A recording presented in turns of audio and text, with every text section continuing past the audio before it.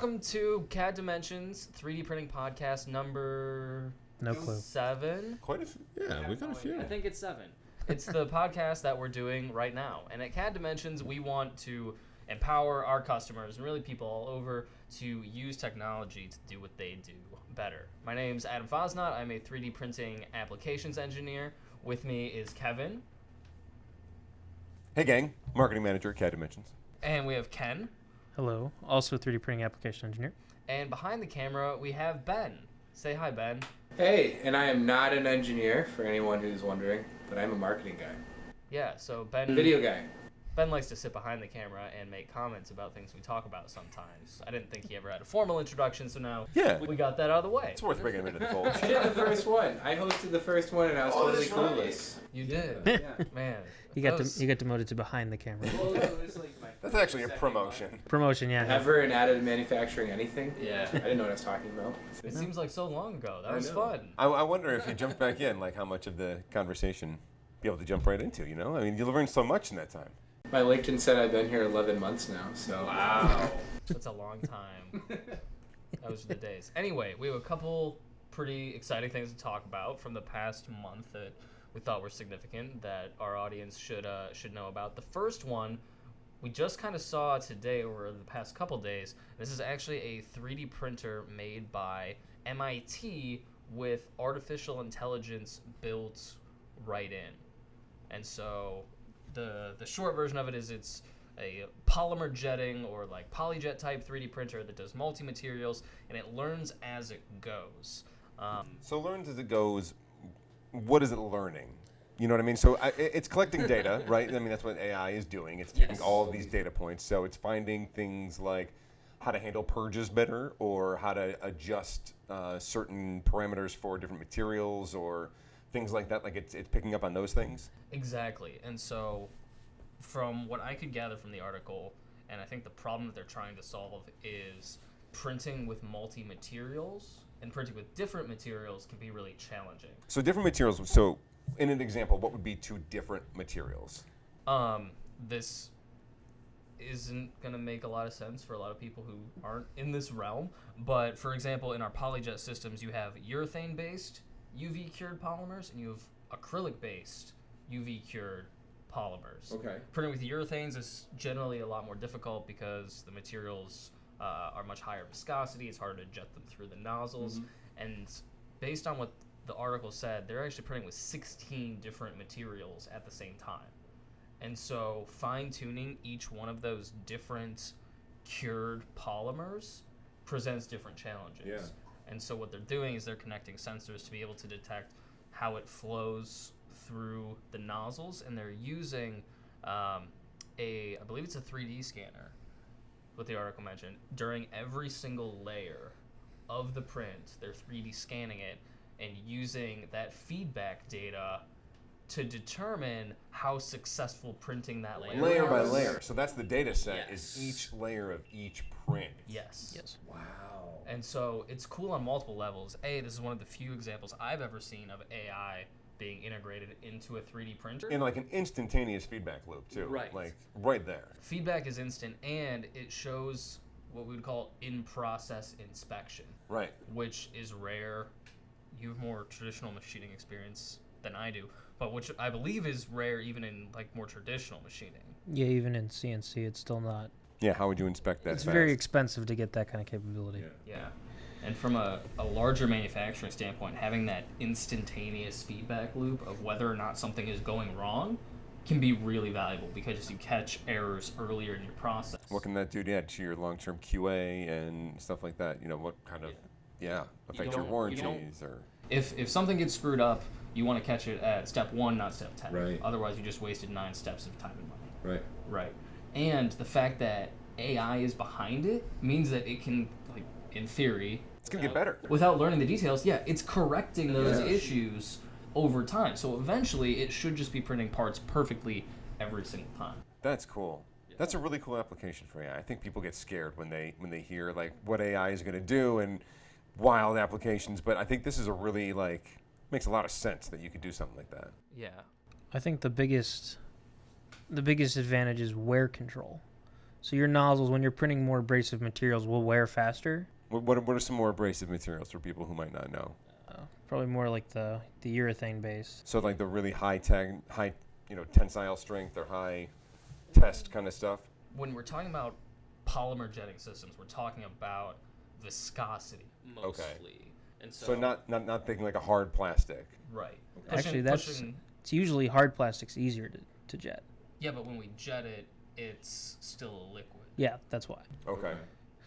And so if you want to push water through a tube, that's a lot easier than pushing peanut butter through a tube. Yeah. If you think about it that Okay. way. Good analogy for the viewers at home. And creamy peanut yeah. creamy peanut butter is going to be much easier than chunky peanut butter. Right. In theory. Peanut butter analogies. Didn't think we would go there. Now I'm kind of hungry for some peanut butter. It's just after lunch here. At the end of the day, Yeah. I need it's cucumber snack time. Yeah. Every day at 3 o'clock, I've been eating cucumbers to try to be healthy, but that's irrelevant to everyone watching this. So, It's a very noble thing to do. I don't think it's going to help you, but Anyway, but basically, when you're looking at those abrasive materials, right now there's really no systems that track the actual wear of a head. It's just known that, okay, through our testing over time, we know that this head should last for about this long, and then you it's get, like, an no average longer lifespan. certified. Well, in reality, it could potentially go longer. Every head's a little different, but the only way manufacturers know today is to say, okay, based on our statistical studies, this is the point where we say it's worth it just to get a new one. Right. So with this kind of technology, that might be able to expand the life of the components we're using now, so you won't have to replace as much. right. And when we say, or when Ken says nozzles, on the polyjet side of things, like MIT at Inkbit. Inkbit, yeah, Inkbit. that's the group That's in the- the article that That's we the company referenced. that I Yeah. mentioned, spin off out of MIT. Those inkjet nozzles are like finer than a human hair, and there's hundreds and there's thousands of them on an inkjet head. But the same thing, in theory, could be applied to FDM printing, where the nozzles there do wear down over time. And so an in-process inspection could improve that also with AI, where a camera is looking at the bead of plastic that the printer is putting down and be able to tell whether or not something's actually going wrong. FDM specifically is going to use way more abrasive materials. Yes. So when you start getting into the really high-end abrasive materials, that could make a big difference. Is it a matter of time before some of the bigger players in this market, like Stratasys, start incorporating this kind of feedback into their machines? Well, How much time are you thinking? Who's to say? So, here's a group at MIT who's doing it in a small cell application. For a company like that to move at scale, I'm sure that's got to be a little bit different. So, I don't know. It just seems like a natural thing that would come in industry at some point. Yeah, I think it's important. I think it will happen over time, but I think it's far out there. Yeah. I think based on just how long industrial equipment, CNC machines, any of these motion systems have been around, and they haven't been using this, and they still produce really amazing results, you could have the debate on whether or not it's really necessary. But as talked about in a recent article, blog, something of those, talking about using 3D printing for production, additive parts pose a lot more difficult challenges and uniqueness compared to examining traditionally manufactured parts, and so that might warrant using artificial intelligence. So that'll kind of expedite the use case for it a little bit. Yes. Yeah, I'm with you. Yeah.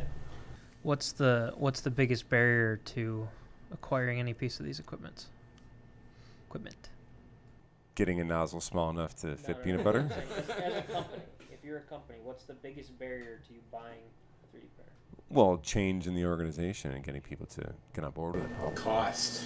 Cost Or of the the 3D cost, printer. sure. So that's usually far and away the first hurdle you got to jump over is cost. So if you have a machine that now has all these sensors and basically 3D scanners built into it, Right. how much is that machine going to cost?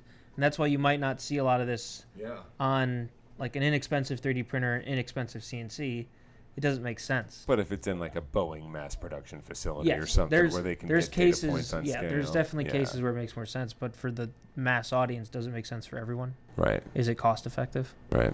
I would imagine that over time, every single machine out there will have AI and in-process inspection a part of it. Mm-hmm. my logic there is that we've seen electronics drop in price steeply over time. And so generally speaking, if you can solve a problem with cheap electronics and software, that's a cheaper way to get a good result than just mechanically overbuilding it. Right. And today, I think hardware, I think it's still easier to overbuild your machine equipment than it is to make it smart. But eventually that'll switch as the software just becomes more user friendly and more widespread, and people will have more experience using it. Makes a lot of sense. Okay, that was my next question. Is did that make any sense? Absolutely. I'm still hung up on peanut butter. Yeah. You kind of lost me around peanut butter because my mind went to food. So I'm with you though. So these AI machines, AI printers, they're not going to take your job anytime soon? They might. They're not. Not anytime soon. They're not telling the machine what to print. They're telling the machine how to better print it. Right. Which, Ken, sometimes that's our job. You know what? This might be telling people how to print their stuff better. But you know what? This might be an application where we could really say that, yeah, this is where AI doesn't necessarily pose a threat, because really all it's going to do is make this machine a more efficient machine. It's not necessarily going to, right? Because there isn't a person calibrating your machine before every print necessarily, right? I would say that if you tell the machine to make a bad part, it's going to do a really good job of making that bad part. So there's still a human factor to knowing what the right design is. Right. Yeah. So the machine is going to get very good at doing what you tell it to do. But what if you make an AI to analyze parts Well, that's a and different... determine printability and orientation, and then you have the AI to do the in-process inspection? Then we're all really screwed. Well, you better get to work on We'll that. be unemployed. You'll have more time to make podcasts. Yeah. Yes, and that's what all of us really want to do, is just sit around and talk about cool stuff. And just chit chat. Yeah. Yeah, just hang out. What's the report that you found, Ken? You found this state of 3D printing report that Well, I don't kind of think- talks about I don't think I future found it. and beyond, right? I think everyone found this report now. Yeah, right. Yeah. When did it come out? 2 weeks ago? 3 weeks ago? Yeah. Yeah, something like that. Want to hold it up for this camera? Sure. That camera. We have the State of 3D Printing 2019 edition. Thanks for really saving on the ink and toner, Ken. Hey, when it's... Hey, I didn't do color. I went You black didn't and white. do color, that's Nope. right. Spare no Yeah, expense. probably could Black and have white done without the printing. cover page, but 29 pages of survey questions filled out by about 1,300 different respondents. Seems like most of their, I don't know, there was a chart somewhere, but seemed like a little bit of a European, I don't want to say bias, but definitely more response from European side, North American side. More, like literally more respondents. Yes. From, So I believe yeah. the company Sculpteo, which I believe is a French 3D printing services company, they're the ones that, I guess, hosted the survey or did the survey. I believe, like I said, they're in France, so they based out of there, so they probably had most of their contacts in that area.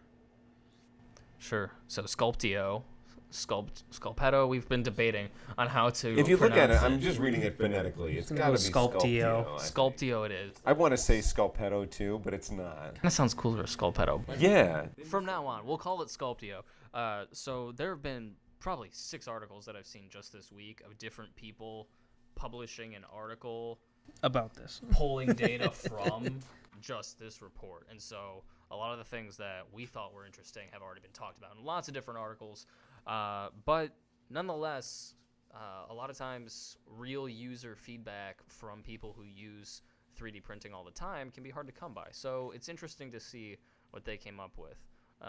Do you feel like that number of people is an adequate sample size for them to draw these kind of inferences? I'm skeptical. Yeah. They surveyed 1,300 people. Yeah. Which is a significant sample size. But It when you is. think of When you look at like political surveys and stuff, that's about on par with what they're going to estimate for 200 million people. some surveys might only be like 10, 15 people. Right. And they'll still say the nation thinks. Right.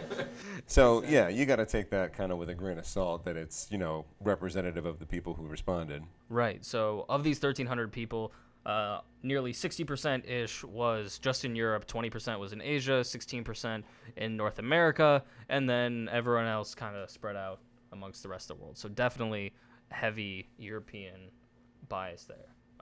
if that influences anybody's opinions or takeaways. It's funny because I'm looking at the entire report right now, and there's one interesting graph that they have for what are the benefits of 3D printing, which is kind of the softball question, right? The number one response, though, kind of surprised me, was complex geometries. So that's a very European heavy response. Okay, so what draws that kind of criticism? No, not a criticism, but there's another section where it talks about what each region views as the most valuable asset of 3D printing, and the Europeans were overwhelmingly said complex geometries and lead time. So you don't think that that's as representative of an American issue, I guess? I think it's important. Yeah. So you think that the survey data skews that response a little bit, is what you're saying? A little bit because of where they took their responses. Let me see if I have it. Yeah. So here it lists. We're well prepared for this podcast. We have all the graphs in front of us. In North America, we're not going to show you the graphs. You're just going to have to trust my screen. In North America, we list quick iteration and complex geometries as equally important as the top one. And then second for us would be mass customization. Can you share what the top one is? From the United States, it's pretty even between complex geometries and quick iteration. But in Europe, it's significant. There's a significant difference between complex geometries and everything else. I'm going to throw a guess out there as to why complex geometries is more popular in Europe. Metal? Yeah. Metal 3D printing, specifically with DMLS and electron beam metal powder bed fusion systems, are much more popular in Europe. I might be wrong here, but I believe EOS is headquartered in Europe. German, right? Yeah. Yeah, I think so. And then who's the other one? They do electron beams. E-beam? I can't remember the name of it off the top of my head. I'm going to beat myself up about this. I mean, I have the internet. That's what I was thinking about when I was going through the survey. Their printers are usually red. They're electron beams. What would I Concept put? laser? Electron beam. It's not one of 3D printer. What? Concept laser. It's not one of GE's. Arcam? Nope, it's not Arcam. And the Google web says Protic. Nope, that's not it. That's all right. EBAM. Nope. Ah. Oh, that's electron beam. Yeah, that's the name of the technology. The technologies. But no, that's what I was thinking about when I was going through this. Arcam's. It's not Arcam. No. When I was going through the survey, I was thinking about how, based on what I know of 3D printing, Europe tends to be much heavier metal than the United States. United States seems significantly higher usage of thermoplastic. It's almost like FDM printing was invented in America and DMLS was invented in Germany. Europe. Yeah. This makes so much sense. I'm glad we're able to unpack that for everybody and really kind of lay that out. And I think that plays into the applications that are used in both areas, where FDM is much better for rapid iterations, prototyping, lead times, and not as good for complex geometry. Well, then, so maybe some different but interesting feedback is another chart that says what are the top challenges for using 3D printers, and the number one response to that was quality control, which I find interesting because from a marketing perspective, that's a lot of the message that we push about 3D printing is it helps with quality control because you're able to create more check gauges and things like that help your quality control department, but I'm guessing where you're going. Not quality control of your products, Of your quality department. control of your machine. I get that. Of the parts coming off your machine. Yeah, okay. I think Why I do got you that think wrong. that is? Repeatability. That's what they're talking about. Where do you think that challenge stems from, Ken? How many printers have you bought on Amazon recently? Not on Amazon in particular. Cheaper just sites? other places. Is there a standard, like a national or international standard? No, there isn't. And there's no wow, standard. this is another great plug for that blog I wrote about using 3D printing for production and the challenges associated with it and engineering standards. But I think what you're getting at here is that there are there's a broad range of 3D printers available with varying levels of quality, ranging from like dirt cheap will barely print you a Pokemon figure, ranging up through printing parts for airplanes. Yeah. I'm gonna again reference history here where the open source 3D printing movement actually started in Europe. Yep. With Adrian Bauer. And so a lot of the very origins of what we know today as the cheap 3D printer RepRap ecosystem all started in Europe. And people who wanted to be able to replicate FDM technology. So it sounds funny, but you still see very inexpensive printers in highly industrial settings. Yeah. So I was at a facility not too long ago that had 2 printers. Combined, the total cost of the printers couldn't have been over $1,000. And they use it almost daily. Yeah. But those are not highly repeatable systems. I see where you're coming from now, and I think I definitely misread the question about quality control. But so it's interesting because their biggest challenge with implementing in 3D printing is quality control. But I'm imagining, again, just referencing history, that it's really a problem that the industry has created for itself with essentially the expiring of most of the FDM patents. And then became and a the free market for open that season. technology. Yeah, and the globalization and open source nature of FDM printing in today's world has kind of caused these quality control Right. issues. Fascinating. It is. I mean, because you're your own worst enemy at that point. It's unfortunate. Interesting survey, and I'm sure that we'll continue to see the results from this in future upcoming blogs from CADimensions, most likely. I'm sure. Kevin, don't look at right. the survey for just I one minimized. second. I I minimized. gotta ask you, if you had to guess what the split on men versus women who use 3D printing, what would it be? It's kind of a loaded question, Adam. So I'm inclined to say that it's probably going to be like a 60-40 split Okay. of men to women, because that's, I feel like, a safe thing to say publicly. That is a Ben- safe Ben, thing you to wanna say guess? publicly. What industry? 3D printing. People who use 3D So printers. every industry. Ben, this is a podcast on 3D printing. No, but People you who mean use 3D manufacturing, contract manufacturing. People all over the world who Just in general, I use think. 3D printing. Could be you at your house. Any user Anybody. anywhere. Why are you acting like you're hiding the It's a answer? big. I think it's a. I gonna be a really do shocking think number. that the safest thing for me to say is a 60-40. Okay. I just wanna gauge the room. Okay, so I think you guys are being a little conservative in your guess by nature, which I don't blame you, because it's a crazy world out there. But also think about the kind of known split between men and women just in STEM fields. Yeah. Like 90%. 90. Okay. I don't know if it's that high. My initial guess when Ken asked me the other day was I thought it was going to be 97% male. Wow. Because a lot of times, and again, working in the industry, like, I'm not blind, there are generally a lot more men in the room than there are women. And so based on the people they surveyed, it was 87-13. Okay. Which I think is really interesting. It was lower or higher than your guys' guess. It was lower than my guess. But your guess is the one that I would give a lot more credence to, since we Okay. took stabs in the dark, trying not to offend trying to offend as few That was people my as first possible. Was 97? I would have also, Don't to offend be honest, would anyone. have said, much higher.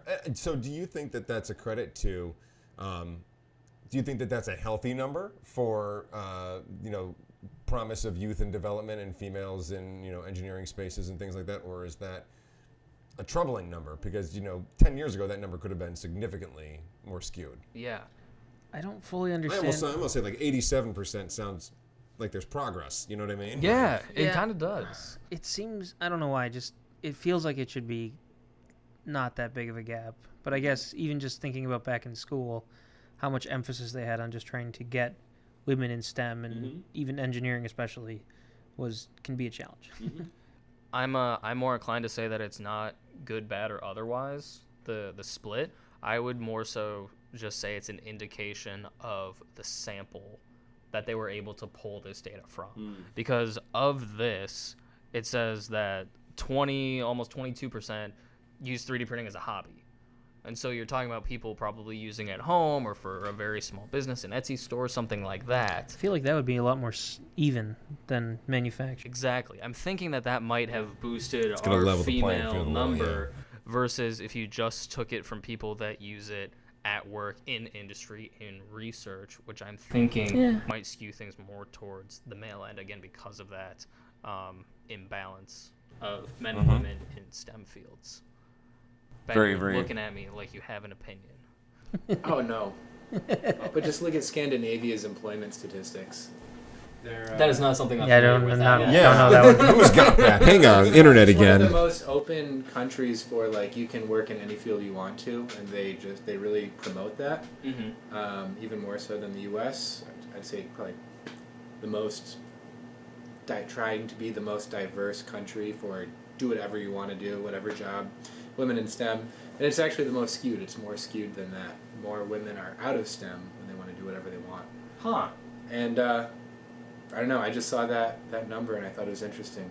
That is really interesting. Scandinavia. The United States, I mean, based on my interactions as a consumer in the universe and having a daughter and things like that, I think that there are a lot of things that, take place just in our community here that don't necessarily just say that the door is open and the opportunity is there, but actively try to recruit young women to get involved in these things. So maybe that's Colleges, a difference in,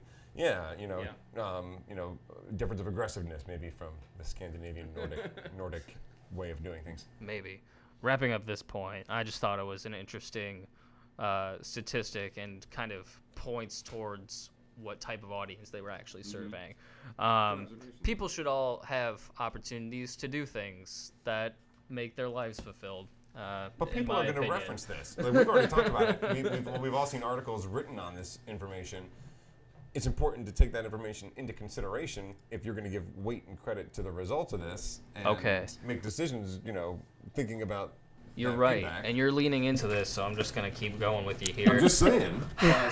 The sample that they pulled the data from and what we can, maybe I'm trying to read between the lines too much, but in my personal opinion, when I look at them as a service bureau in Europe surveying their contact pool and trying to pull all of this data and generalizations and blowing it up as the quote-unquote state of 3D printing, For the world, yeah. it seems like a pretty grandiose claim for having a sample size of 1,300 people.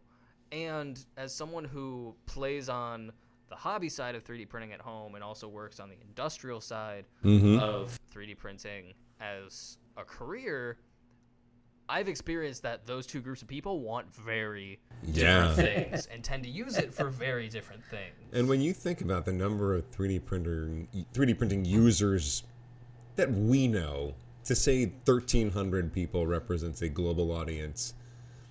That's a good point. I mean, That's a real small sample size. In our database alone, we have thousands of interacted with over 500 companies. Absolutely, and that's just New York and Pennsylvania. Right. So that's it just speaks to that. A little bit. I had one other stat I liked from them, and this is focusing mostly on the differences in the territories, so North America versus Europe.